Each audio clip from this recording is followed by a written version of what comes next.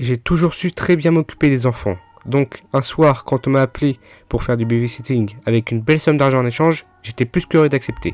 La nuit suivante, je me suis rendu au domicile de mes employés. Et c'est le père qui m'a ouvert la porte.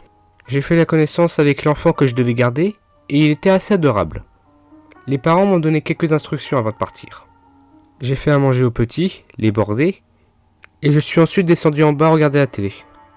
J'étais assez ennuyé avec les programmes de la télévision de cette soirée. J'ai paresseusement balayé la pièce avec mes yeux, et c'est à ce moment-là que j'ai remarqué, et mon cœur a raté un battement. Là, dans le coin de la pièce, se trouvait un clown. J'ai tout de suite été terrifié, mais quand je me suis rapproché, je me suis rendu compte que c'était juste une statue. J'étais rassuré, mais toujours assez stressé. J'ai essayé de regarder la télé, mais j'étais toujours perturbé par la statue. J'avais l'impression que ses yeux me suivaient. J'ai donc décidé d'appeler les parents et leur demander si je pouvais déplacer la statue.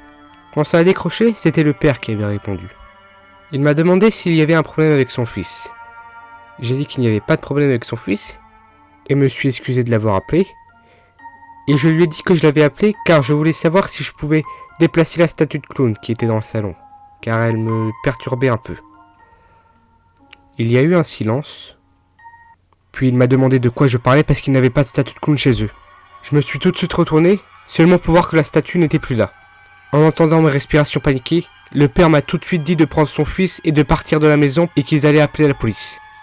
J'ai couru à l'étage et me suis précipité dans la chambre, seulement pour voir le lit vide et la fenêtre grande ouverte.